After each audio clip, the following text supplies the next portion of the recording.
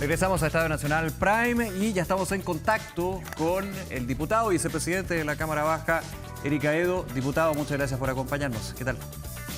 Hola, ¿cómo estás? Muy buenas noches. Hola, ¿cómo están ustedes? Max, Tatiana. Hola, diputado.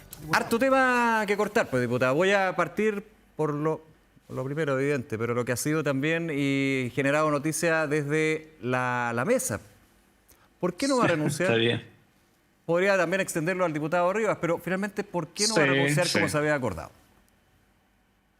A ver, porque el acuerdo es un acuerdo entre el oficialismo, la democracia cristiana y independientes o sectores independientes. Y ese acuerdo sigue vigente. Nosotros no tenemos un acuerdo con la derecha y la Cámara, cuando se elige a sus autoridades, se eligen por todo el periodo. Pero en el marco de un acuerdo político, en este caso vuelvo a refrendar, entre el oficialismo, la democracia cristiana y sectores independientes, hace que ese acuerdo, ¿no es cierto?, cada vez que se llega a una votación, dentro del acuerdo, uno presenta sus renuncias. Pero aquí no hay un acuerdo con la derecha y eso lo hemos dejado claramente establecido. ¿No se está aferrando al poder como critica la oposición? No, porque de hecho, fíjate lo contradictorio de esto. Yo fui parte de una mesa, ¿no es cierto?, junto a Carol Cariola, que sufrió 3 censuras por parte de la derecha. 3 censuras. Si hoy día la derecha efectivamente quisiese utilizar reglamentariamente una herramienta que tiene en las manos, podría censurar la mesa. Pero no lo hace. ¿Por qué no lo hace? Porque el diputado Castro, hoy día presidente de la Cámara, que gana, ¿no es cierto?, luego de un empate que se produce y se va a la tómbola, hoy día si censurase la derecha, no tendría forma de volver probablemente a elegir un presidente de la Cámara. Estamos en una situación de un virtual empate político hoy día en la Cámara. Esa es la realidad. Por eso no se avanza en uno y otro lado. Y lo que ha definido el oficialismo, los sectores independientes que nos apoyaron y la propia democracia cristiana a partir de una declaración pública que suscribieron todos los jefes de comité ayer, es que nosotros vamos a presentar nuestra renuncia cuando, ¿no es cierto?, o se logre un acuerdo para ir a una nueva elección o se logre un acuerdo entre el oficialismo con la oposición. Y en ese minuto vamos a presentar nuestra renuncia. Pero hoy día, si la derecha quisiese dar el paso, podría censurar, como censuró en 3 ocasiones anteriores a la mesa de la que yo fui parte. Pero no lo van a hacer porque después no tienen los votos para volver a elegir un presidente. ¿Tatiana, Max? Eso es. Diputado, el acuerdo tenía un plazo, ¿no? O sea, su vicepresidencia tenía un plazo. En el marco del acuerdo anterior, el oficialismo tiene un plazo. Ya, ¿qué en plazo, ese marco. ¿Qué plazo era? O sea, ¿se venció o no? Yo no sé bien, ahí se venció, ¿no? Ese plazo. No está vencido, porque ayer todos los jefes de comité de ese acuerdo nos pidieron permanecer en la mesa hasta que se logre un nuevo acuerdo distinto al original, por ejemplo, con la derecha, o se vaya a una nueva votación. Ya. Así que en el marco del acuerdo del oficialismo, es que esto, Max, tú eres una persona no solo inteligente, eres muy hábil, por eso lo quiero explicar bien. Muchas gracias. No hay un acuerdo con la derecha. Ya. No hay un acuerdo con la derecha, no se ha faltado un acuerdo con la derecha. Y por eso también lo quiero explicar frente a la opinión pública. Si la derecha quisiese ejercer el reglamento censurando a la mesa, no lo hace hoy porque no tiene los votos para volver a instalar a un presidente en la Cámara. Ahora, por eso estamos en una situación, digamos, de tablas y estamos en esta situación que hay que resolver. Oiga, sí, diputado, pero desde el punto de vista del posicionamiento de la democracia cristiana, usted se ha caracterizado, y yo lo digo también de vuelta con mucho respeto, por ser una persona que ha logrado, dentro de todo, mantener, ¿cierto?, una identidad de la democracia cristiana diferenciándose de la izquierda. Usted ha sido duro con el gobierno muchas veces. No lo veo tan alineado como otros sectores del mundo de la democracia cristiana con el oficialismo actual. Entonces la pregunta es, en un escenario presidencial, donde ustedes tienen un candidato, ¿por qué usted, qué gana usted posicionando a la democracia cristiana, aferrándose al oficialismo, al Frente Amplio, al gobierno, cuando usted incluso ha sido crítico o ha sido partidario de apoyar una acusación constitucional contra el delegado presidencial regional? ¿Por qué en esa dimensión marca una diferencia y en esta otra dimensión, cuando ya se va a acabar el plazo, no sé cuándo es, cuando se va a acabar ese plazo, no hay una oportunidad que usted está perdiendo de poder reconfigurar las fuerzas en el mundo de la democracia cristiana? ¿No es mejor eso que aferrarse a un acuerdo, digamos, con el mundo de la izquierda cuando presidencialmente ustedes están en carreras distintas? No, Max, porque, bueno, aquí hay cosas bien de fondo y otras cuestiones que son más de carácter práctico, digamos. Cada vez que hay una invitación, comillas, por ejemplo, de la derecha, a que la democracia cristiana camine al lado de la derecha, pero al momento de la verdad, la derecha cuando tenía que censurar, por ejemplo, la mesa, para contestarte en términos muy prácticos, no hacía distinción entre Carol Cariola, Gaspar Rivas o Erika Edo, demócrata cristiano. Todos en el mismo saco y una acción muy agresiva desde la derecha. Y lo digo muy agresiva porque a mí me tocó vivir una censura, por ejemplo, a 20 horas de haber instalado la mesa Sí. junto a Carol Cariola, Ujú. o incluso en una situación muy compleja, ¿no es cierto? No voy a entrar en lo que la Fiscalía tenía que hacer con toda libertad de su trabajo, pero en medio, ¿no es cierto?, de una mujer que había dado a luz hace muy pocas horas, la propia derecha presenta una censura y ejerce una presión tan fuerte que yo converso con la derecha para decirle, si tú quieres que se tome una decisión distinta por parte de la presidenta en ese minuto, dale el espacio de respirar a un ser humano para que tome una decisión. Se lo dije directamente a la derecha. Entonces, cuando yo escucho estos cantos de sirena a veces, Max, de invitar a la democracia cristiana, pero veo el comportamiento en lo efectivo que tiene la derecha en el Parlamento, la verdad es que entre el dicho y el hecho hay mucho trecho, dice un viejo adagio. Y por otra parte, yo sigo creyendo que el espacio político de la democracia cristiana es en el mundo de la centroizquierda. Lo ha sido en los últimos no solo 30, 40 años. Entonces me parece que esa vocación es lo que también, de entendimiento, de diálogo, es lo que también nos permitió, por ejemplo, en este caso, con todo el oficialismo, llegar a un acuerdo amplio en la Cámara de Diputados que permite el diálogo, que permite que al menos permanezcamos en esta vicepresidencia. Yo le decía hoy día al presidente Boric, si ustedes me permiten comentar esta anécdota, le decía, mire, presidente, ayer los jefes de comité, desde el Frente Amplio hasta la Democracia Cristiana, firmaron este acuerdo refrendando lo que ha sucedido en la Cámara de Diputados y Diputadas. La amplia unidad que no la han logrado a veces ni siquiera las candidaturas en las primarias. Entonces, yo creo que también ahí hay una señal política. Yo cuando veo lo que le pasa a Demócratas hoy día de la mano de Chile Vamos, que termina siendo a veces un vagón de cola dentro de la derecha, creo que ese no es el camino que tiene que recorrer la democracia cristiana. Sí. No, diputado, ¿cómo está? Buenas noches. Buenas noches, Tati. Mire, yo básicamente coincido con usted, ¿no?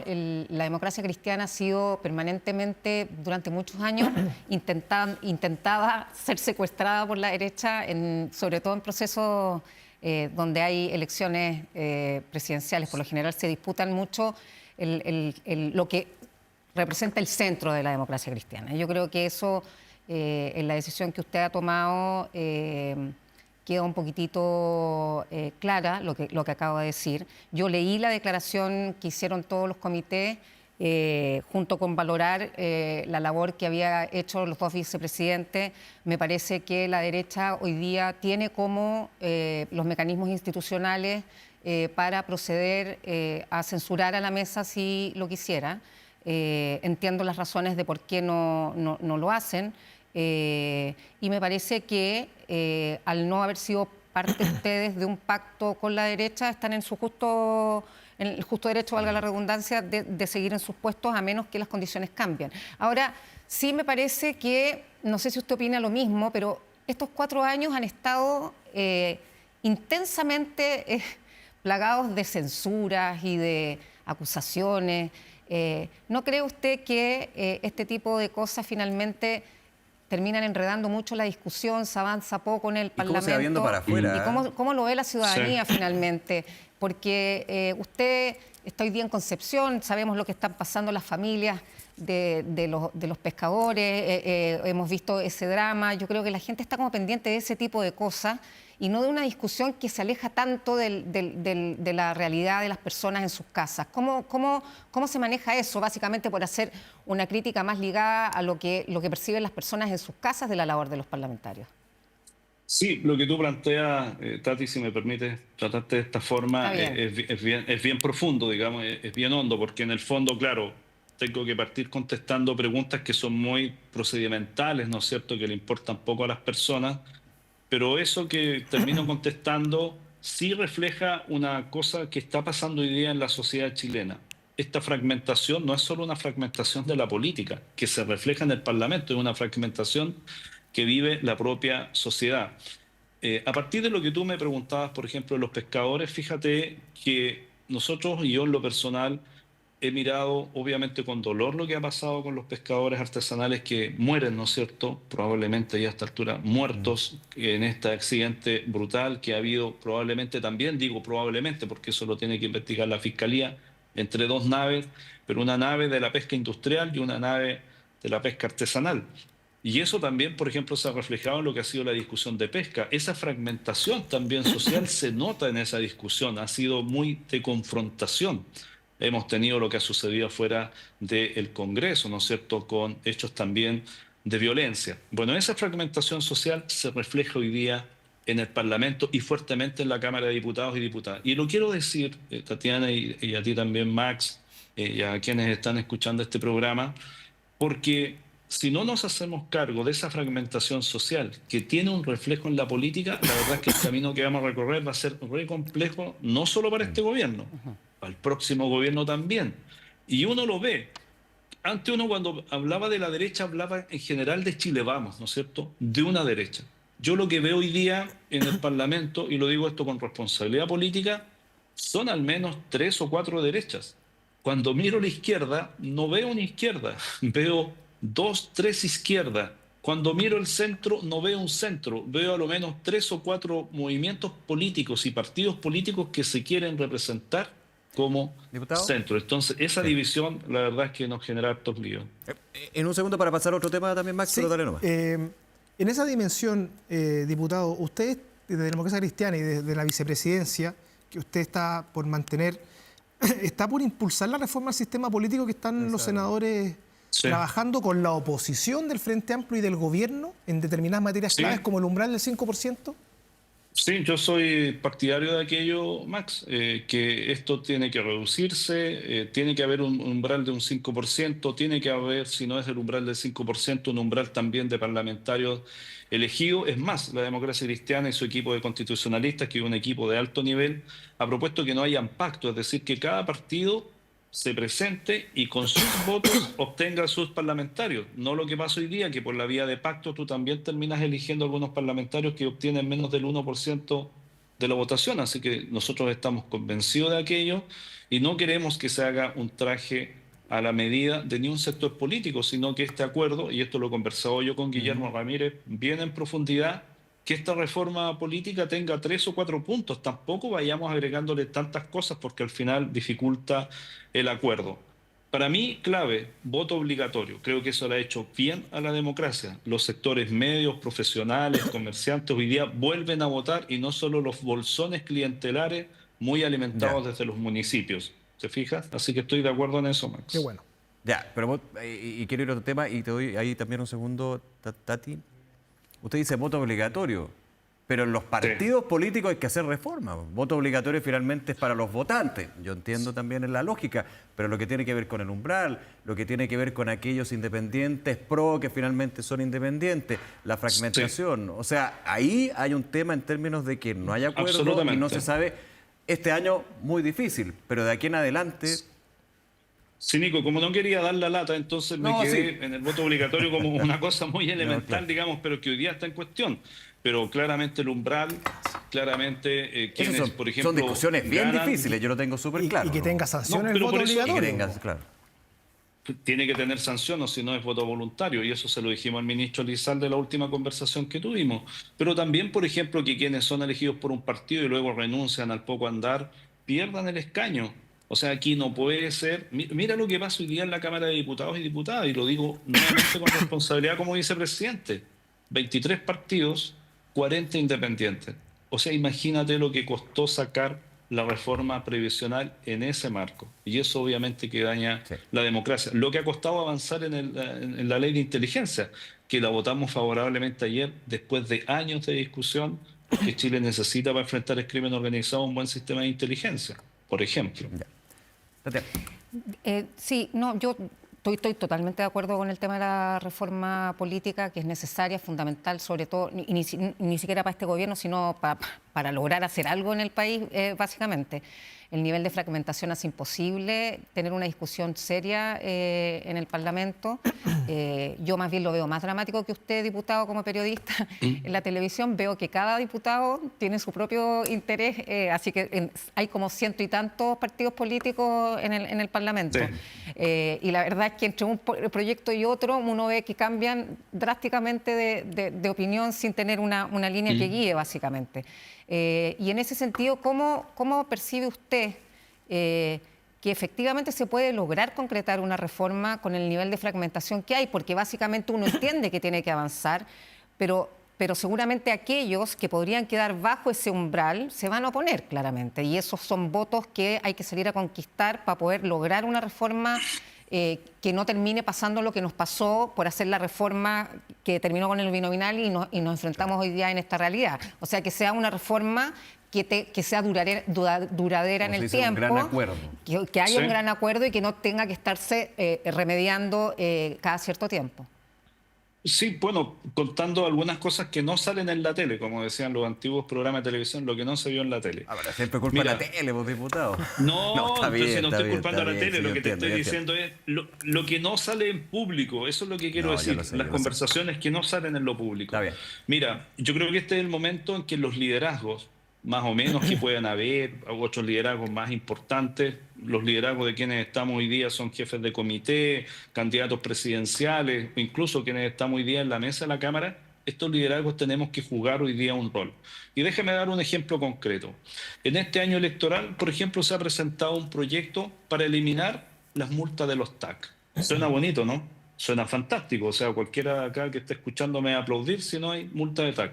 Pero eso es matar el sistema de concesiones en Chile, que le ha permitido a Chile tener la mejor infraestructura caminera.